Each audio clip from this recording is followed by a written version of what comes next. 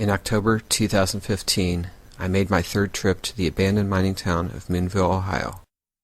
I'd first heard of Moonville during the summer of 1996, long after both it and the railroad that helped build it had been abandoned. Even though the town and railroad are gone now, the area still attracts people wanting to enjoy the beautiful scenery of the area, history seekers, and ghost hunters.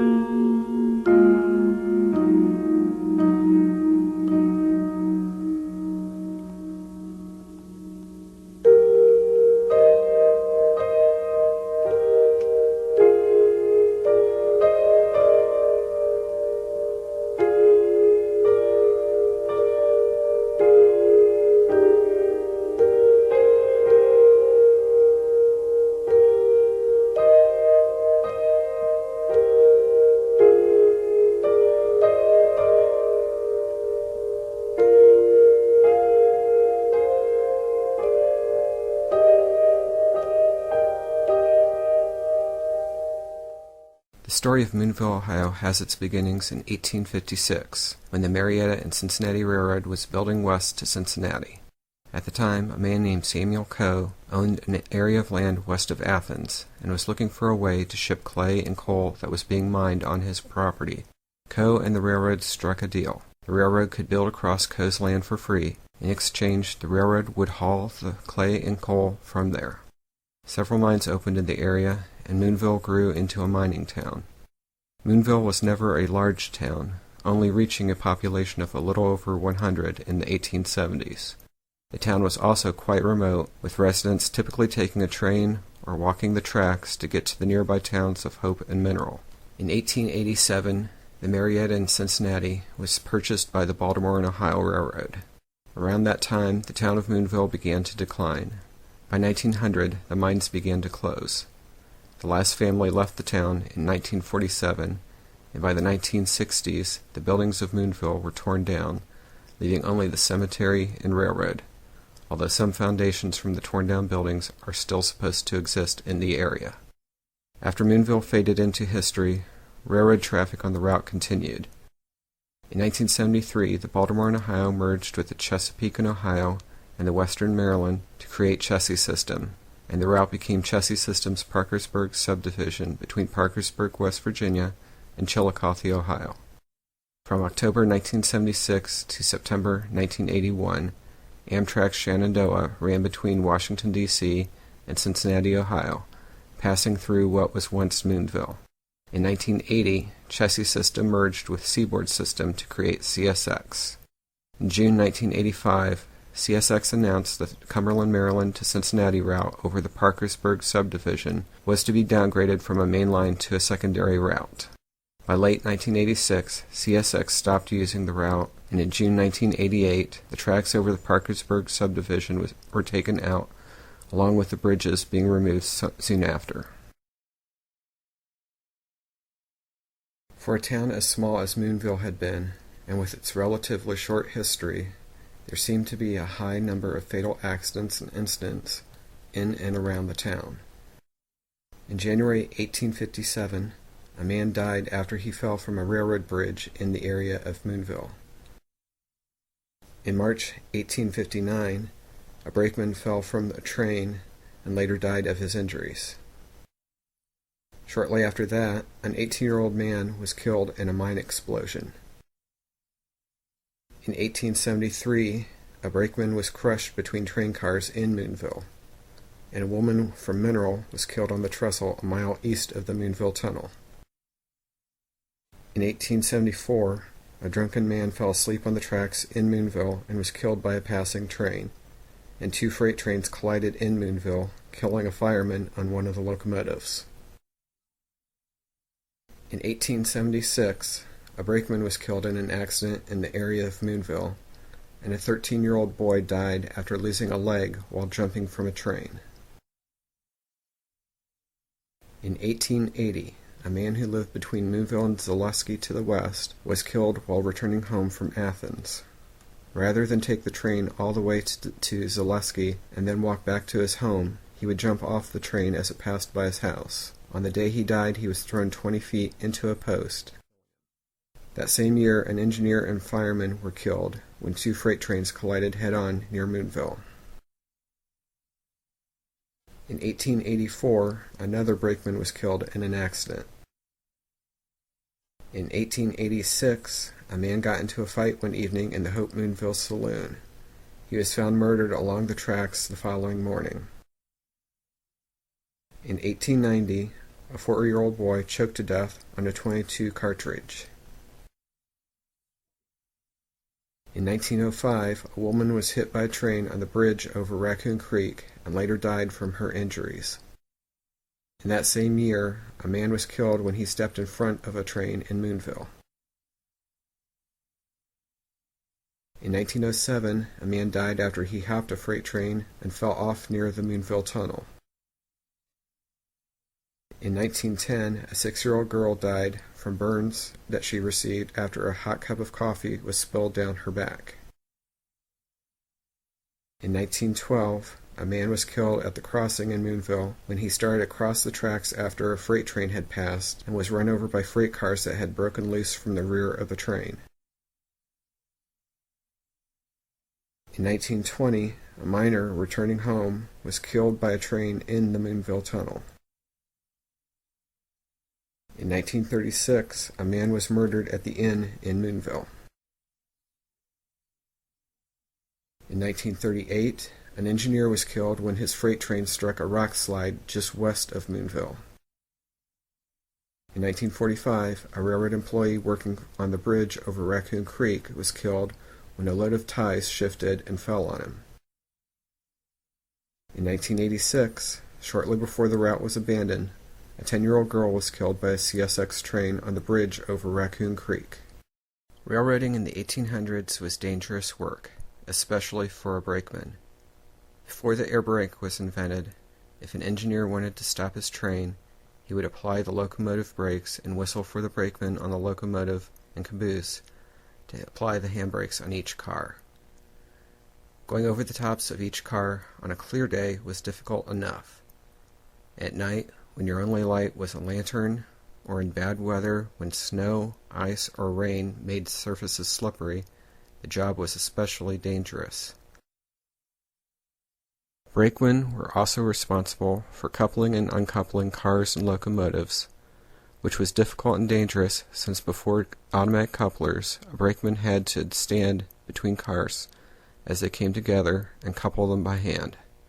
If a brakeman didn't move his hand out of the way fast enough, he could easily lose fingers or his hand. Standing between cars as they came together was also dangerous, since a brakeman could easily be crushed or run over. Moonville's remote location seemed to play a part in the number of people who were killed walking the tracks and bridges in the area. For example, in this map of the area, to get from Moonville to the Kings Hollow Tunnel, which are only a little more than 2 miles apart, a road trip between the locations would be a 6.5 to 7.5 mile drive. While that wouldn't be much today in a car, in the late 1800s before the automobile was invented, it would have been a lengthy walk or horse ride. Many people would instead take the risky walk on the tracks to get where they needed. With several bridges and 2 tunnels in the area, there were several locations where people on the tracks wouldn't be able to get out of the way of approaching trains. Even if they heard a train, the curves, hilly terrain, and surrounding forests would muffle the sound and make it difficult to determine how close the approaching train truly was until it was too late. The earliest ghost stories surrounding Moonville began in the early 1890s. According to the February 17, 1895 Chillicothe Gazette, westbound train 99 was just east of the Moonville Tunnel where the 1880 head-on crash had occurred, when the crew spotted a figure in white waving a lantern. Bringing the train to a stop, the crew saw the figure step off the tracks and disappear. According to the article, the phantom had been seen the year before, in 1894. In 1993, the Athens Messenger told of a story about some Ohio University students seeing a light of a lantern in the tunnel. Popular belief is that the mysterious light is one of the railroaders who died in the area between 1859 and 1884. Other stories have circulated regarding a murdered conductor, the bridge over Raccoon Creek collapsing, and a smallpox outbreak in Moonville. However, sources for those stories never mention names or dates pertaining to the events, preventing any verification that the events even occurred. Other spirits seen in the area have been the figure of a man on the hill above the tunnel and the figure of a woman in white along the trail. People have also reportedly heard a train, felt strange, and have been touched in the tunnel. 2 of the stories circulating over the years regarding the railroad route through Moonville were that the line was unsignaled dark territory, and that when the route was upgraded in 1981, a special westbound signal was supposedly installed east of the Moonville Tunnel, with train crews instructed to only stop in the area if the signal was red and not for anybody waving a lantern. According to the July 1, 1980 chassis system timetable, the route actually did have signals and was dispatched by timetable and train orders. In other words, the route was not unsignaled dark territory. According to the August 1, 1981 timetable, the route had been upgraded to centralized traffic control. There were no instructions for a special signal at Moonville. Most people who I have talked to who are familiar with the route agree that there was no signal east of the tunnel, while some have said that there was. If there had been a signal placed east of Moonville, it would have had a normal explanation for railroad operations, like the scene further east at the Kings Hollow Tunnel, where there was a signal placed just before the tunnel. The TV shows My Ghost Story and Haunted Highway have both featured stories on Moonville, but their so-called evidence on the show was questionable. Both shows showed supposed video of the ghost at the end of the tunnel. However, both programs showed what appeared to be the backlit silhouette of a person, mostly washed out by bright sunshine, at the far end of the tunnel, something I saw myself on my first visit to Moonville in 2012. Haunted Highway also showed video of a shadow in the tunnel, which was cast by something off-camera, as well as a supposed light in the cemetery that looked more like a car headlight on the road down below. On the Saturday of May 26, 2012, I made my first visit to Moonville. I arrived about 1:30 in the afternoon and was greeted by a swarm of mosquitoes. I walked down the road and paid a visit to the Moonville Cemetery, surprised at how few headstones there were. Less than a third of the graves have headstones, and some that still existed were nothing more than stubs of stone in the ground. I then headed back to Moonville and went to where the bridge had been over Raccoon Creek. New bridge abutments are in place currently for a new bridge over Raccoon Creek for the hiking trail. However, money is still needed for moving the new bridge into position for the trail.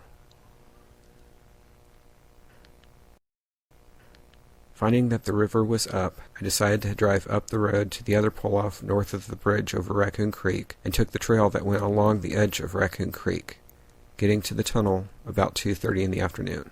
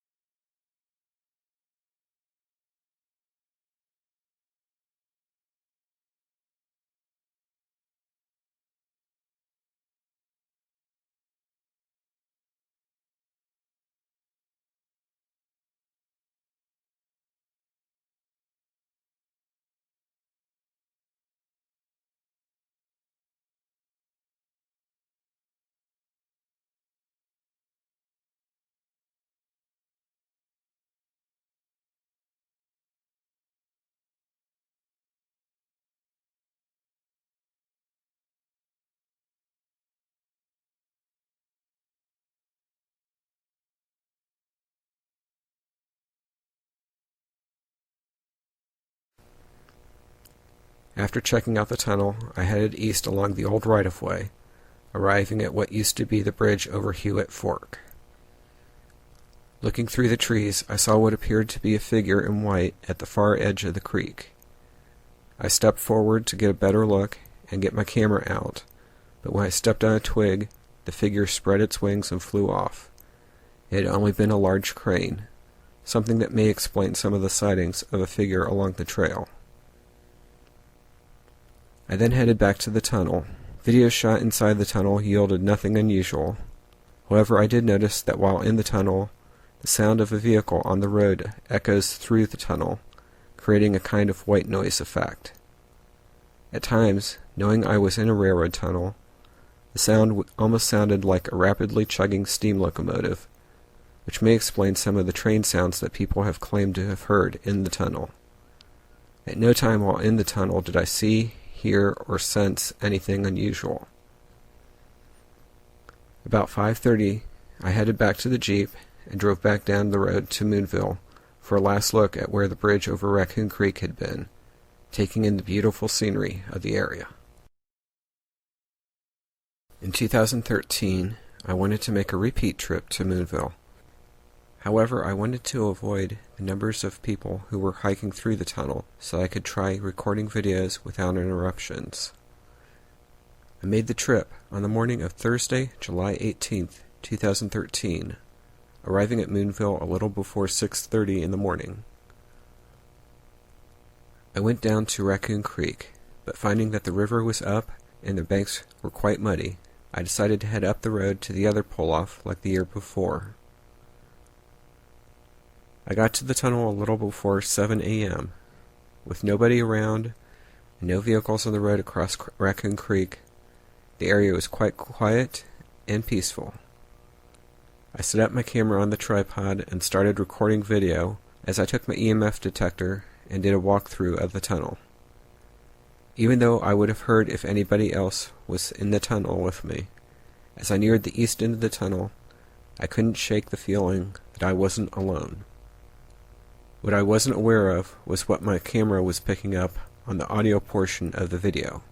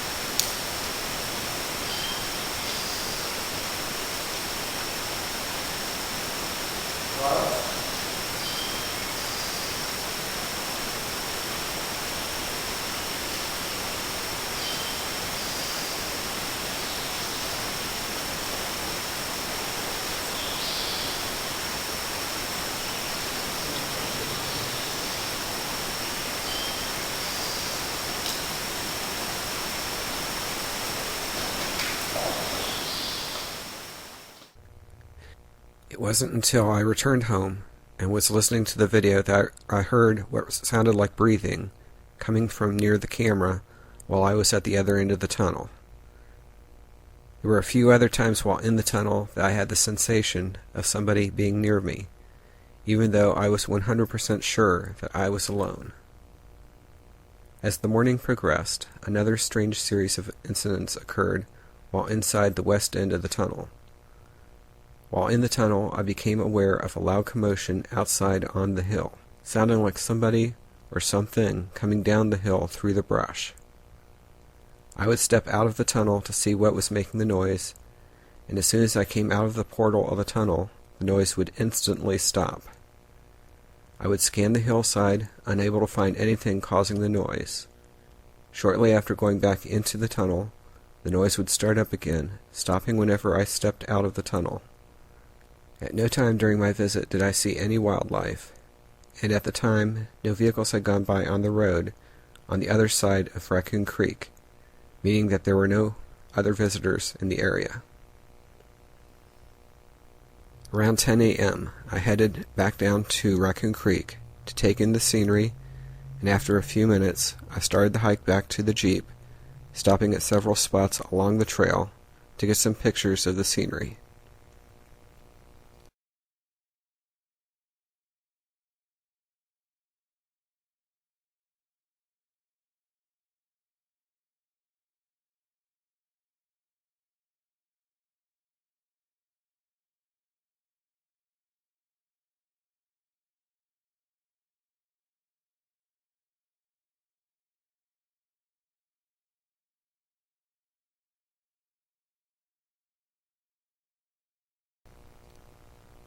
As I got back to the Jeep, a couple and their 2 kids showed up and hiked up the trail to the tunnel, the first people I had seen on the trip. I then headed down the road for a quick visit to the Moonville Cemetery, and then drove east to visit the Kings Hollow Tunnel. My third visit to Moonville was on the afternoon and evening of Thursday, October 15th, 2015. That week had good weather here in Ohio, and with the cooler fall weather, there were no problems with mosquitoes. I again chose to go to Moonville during the week to avoid the higher number of hikers that come through on the weekends. Around 4:15 in the afternoon, I arrived at the 2 former grade crossings west of Moonville, stopping to get a look down the right-of-way in both directions at both crossings.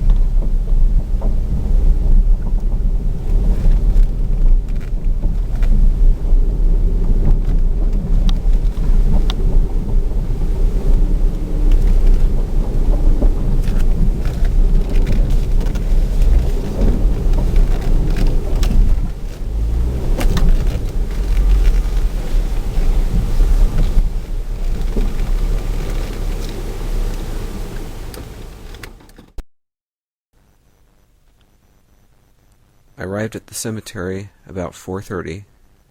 While I had visited each of the graves on my previous trips, I did so again, this time leaving pennies on each of the headstones, as many people have done in the past. With no mosquitoes, I was able to stay a little longer than on the previous trips.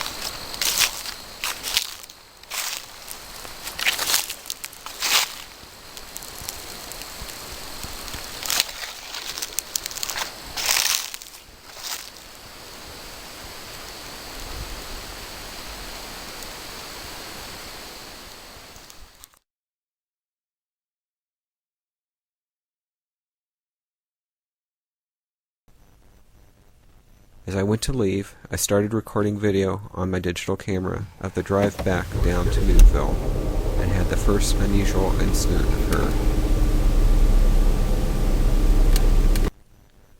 As I turned my Jeep around the cemetery, I realized that the camera was not recording video. Thinking it actually hadn't started recording when I pressed the button, I started the recording again. When I got to Moonville, I discovered that the camera had stopped recording on its own. There was no low battery light lit, and when I'd restarted the video, the counter started counting down from 25 minutes and 8 seconds, indicating that the memory card wasn't getting full. Somehow, while I'd been turning the Jeep around, the camera had stopped recording by itself.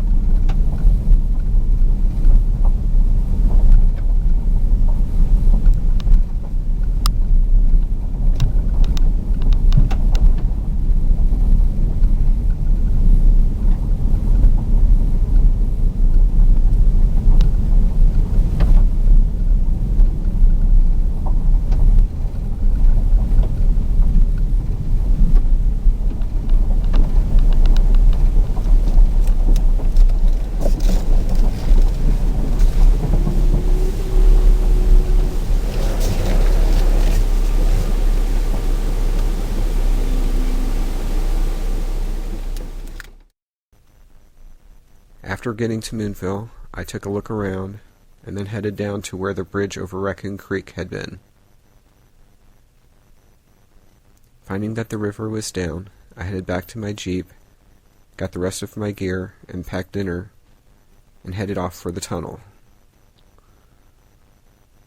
With the river down, I was able to make my way across the rocky footbridge for the first time of any of my visits to Moonville, carefully testing each step as I slowly made my way across.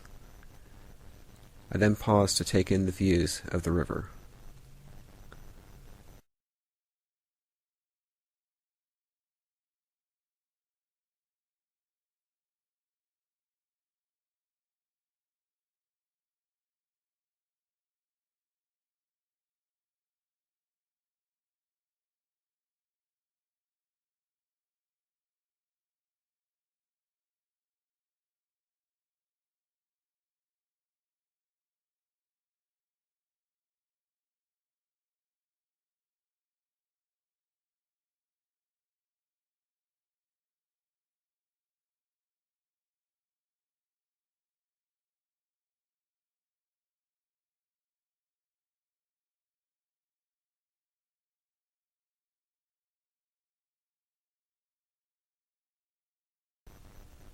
I got to the tunnel, and after walking through, I headed east along the old right-of-way while it was still daylight. East of the tunnel, I found some chunks of concrete along the north side of the right-of-way. I hadn't noticed them on my first visit in 2012, most likely since I'd visited during the summer when brush was overgrown. The concrete was about where the supposed signal east of the tunnel was supposed to have been. I headed east, checking out the rest of the right-of-way. Nearing Hewitt Fork, I found where some of the old ties were still in the roadbed.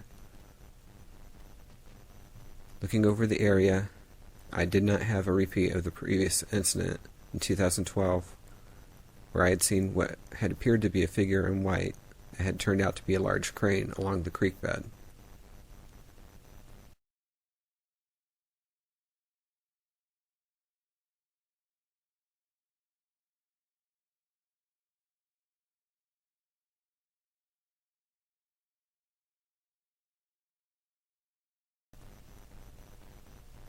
I then headed back to the tunnel. Approaching the concrete chunks, the tunnel was just coming into view. The chunks of concrete were right about where the signal was supposed to have been. While I was sure that there was a normal explanation had there been a signal at that location, I was now wondering what the concrete chunks were from. Before I could examine the concrete further, I noticed that the camera base on my tripod was missing. Somewhere along the trail, the latch had popped open, and the base had popped off. Since it was only an hour before sunset, I hid my gear along the trail and headed on a quick jog back east, thinking I'd never find the part on the trail with all the leaves that had fallen off the trees. Miraculously, shortly before getting to the former bridge over Hewitt Fork, I found the camera base sitting out in the open on a patch of old ballast. I then headed back to the tunnel and ate dinner while wandering around in the tunnel. Shortly after 6:30, a small group of people came through to see the tunnel and then left.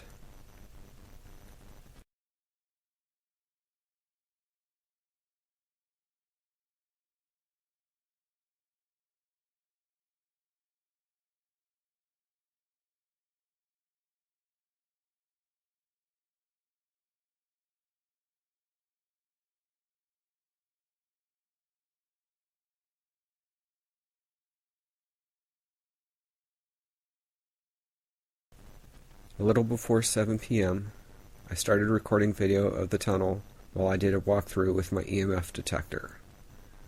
Not detecting anything, I decided to take the EMF detector out on the trail between the tunnel and Raccoon Creek. At 7 p.m., I was at the east end of what had been the bridge over Raccoon Creek, and that was when things took a strange turn. With no electricity or anything to cause an EMF field, my meter shouldn't have picked up anything on the trail. About to head back to the tunnel, I was facing the river when the detector suddenly got 7 rapid spikes that maxed the scale on the meter. As suddenly as they'd come, the spikes stopped. I aimed the meter around me, but wasn't able to pick them up again. Turning around to head back to the tunnel, the meter again got 7 more rapid spikes that maxed the scale. Again, they stopped as quick as they started. I turned off my cell phone and left it and the flashlight I had on me a distance away to rule out any interference from them, even though my cell phone always gives a steady reading on the EMF detector and only goes halfway up the scale. Over the course of several minutes, I kept getting the same series of 7 spikes on the meter, whether I was moving the EMF detector around or standing still. The spikes then just stopped completely. Unfortunately, I'd left my digital camera on the tripod back at the tunnel recording video, and was not able to catch any of the EMF spikes on video. Returning to the tunnel, the camera was still recording video. Shortly after returning, though, the low battery light came on, even though it had been fully charged when I put the battery in just before doing the walkthrough of the tunnel and the strange EMF readings at the former bridge location. With the sun going down, I turned on my lantern, which had been functioning normally at home the night before. However, it didn't seem as bright as it should have while in the tunnel. I turned on the flashlight that I had taken with me on the trail, and it lit with a yellowish tint like it wasn't at full power. I charged both battery packs for the flashlight before I'd left home that day. By 7:45, the tunnel and the surrounding forest were pitch dark. With the growing darkness, the temperatures were dropping to about 50 and falling. With the growing cold and my lights acting up, I decided to head back to the Jeep while I could, taking even longer to get across the footbridge over Raccoon Creek. I headed home around 8:15 p.m. Upon getting home, my lantern and flashlight both worked normally. However, that weekend I took the battery pack that I hadn't used on the trip and went to use it in my cordless drill. It was drained, even though both had been fully charged before the trip. So after 3 trips to Moonville, do I believe the area is haunted? While none of my evidence would hold up as 100% proof, I do believe, based on my experiences, that there is something there. I've heard some people say that each trip to Moonville has been different for them, and it has been that way for me. Hopefully future trips will yield more evidence of the happenings at Moonville. If you are planning on visiting Moonville, please keep in mind that the Ohio Department of Natural Resources does have a curfew on the Zaleski State Forest from 11 p.m. to 6 a.m. When visiting, please do not add to the trash, graffiti, and other vandalism of the tunnel, cemetery, or trail. Also, please be sure to drive with caution on the road leading to Moonville. It's narrow and unpaved, with no guardrails in several areas where there are steep drop-offs next to the road. Also, be sure to watch out for wildlife in the area. On my last 2 trips, I have seen deer and even a large turtle on or near the roads in the area. Also, if you visit in the warmer months, make sure to take plenty of insect repellent with you. The cemetery, tunnel, trail, and other artifacts of the past at Moonville are a kind of memorial to the people who lived and died in Moonville. The story of Moonville is not only part of Ohio's and railroading's past, but also a part of America's past when this country was growing and moving west. The town of Moonville may have faded into history, but remnants of its past are still around. And quite possibly, some of Moonville's residents, for whatever reason, may be staying around as well.